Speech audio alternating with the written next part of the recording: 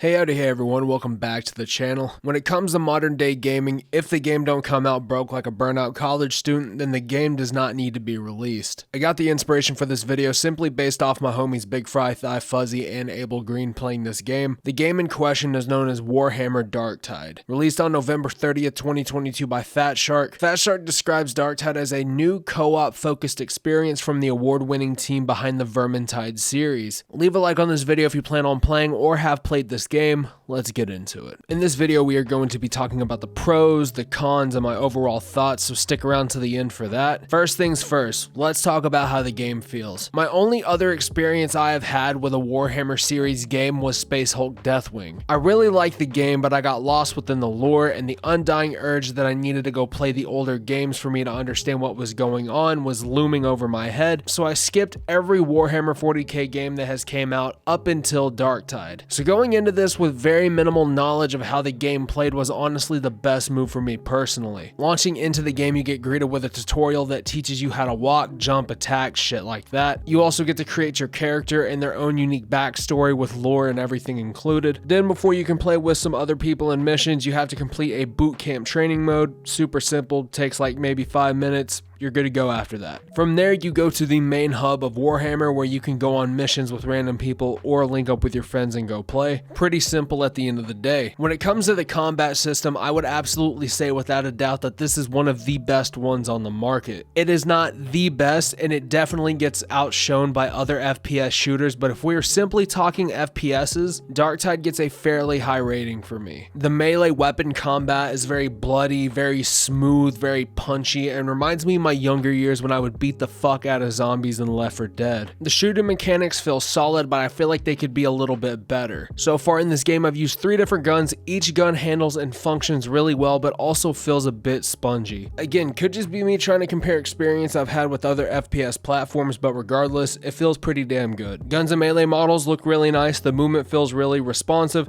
and it feels like whoever developed and coded the game kinda knew what the fuck they were doing. And most importantly, cared. Let's talk level design. Level design for games like this are nothing less than paramount. Immersion and environment go hand in hand, especially under an IP like Warhammer. The main hub where you select your missions is designed beautifully, and it gives off a very gloomy vibe. It almost looks like a goddamn jail cell. The maps are constructed very well and have a replayability to them that isn't boring. Maybe a little tedious if you have to go replay it, but not boring in the slightest. The only problem I've had while going through the environments is this weird ass artifacting / graphical glitch I get in certain spots of certain maps. It doesn't happen all the time, but when it happens, it's noticeable. As far as gameplay cycle goes, it's fucking brutal. The game is definitely a challenging game, and it's really unforgiving at points. When you're playing on 1 and 2 bar missions, prepare to get shit on if you're a low level. I'm still a low level with decent weapons, and I'm constantly getting turned into a goddamn Twitter bio. Does Darktide get kind of boring from time to time? I personally do not think so. Like everything though, you're gonna get tired of playing it for a few hours, then you're gonna come back like nothing happened. So replayability gets an all clear for me. Now let's talk about cons. Cons with this game are very few and far between, but there are some that need to be talked about. The biggest con feels almost like a fucking oversight on behalf of fatshark, and that oversight is you cannot play Darktide in a co-op party if you play on Steam and your friend plays on PC Gamepass. Why you can't do that is absolutely mind-boggling to me. I know fatshark has already said that they are working on it and they're going to be quote-unquote adding it in soon, whatever the fuck that means,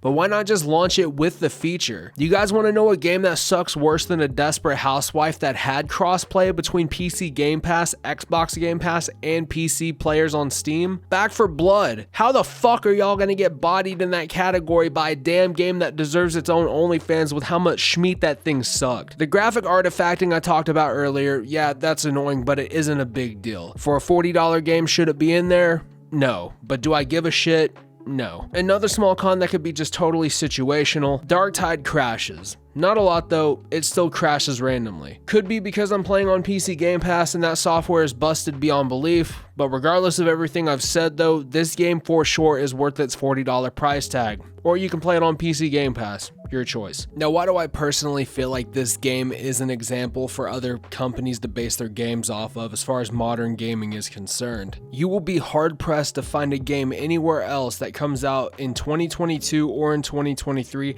that releases for a $40 $40 price tag and has as much content and replayability as this. Now, there are games out there that do not get the light of day, mainly from the indie scene. Those games have replayability that's absolutely insane. This is on a AAA level that we're talking about here for a series that's been around since 1995. For a game like this to only be $40 is absolutely incredible. Does the game still have a shop? Yes, it does. Does the game have microtransactions? Yes, it does. Much like you're going to be hard pressed to find a game that has this much content for $40, you're going to be just as hard pressed finding a game nowadays that does not have microtransactions littered throughout the fucking thing. Whether it's a $60 title or a $40 title or a free title, you're always going to find a paid shop within the game. Now, there are games that have came out and will come out in the future that are not utilizing a shop feature, but as for right now, this market is predominantly focused on microtransactions. But besides all that shit, Warhammer Darktide is a definite 9 out of 10 for me all day, every day across the board, and I highly recommend that if you have the money to pick it up on Steam, go ahead and do so. If you don't have the money to pick it up on Steam, you can play it on PC Game Pass right now, so just hop in and have a good fucking time. If you guys enjoyed this video and want to see more like it, smash that sub button, that like button, and telekinetically ring that notification bell. We are so close to YouTube partner, and it would be my dream to hit that goal. Thank you for your love and support. My family appreciates every single bit of it. Never forget that. And as always, my name is Redbeard Mortis. Take care of yourselves and each other, and I will see you guys in the next one. But until then, I am fucking out of here.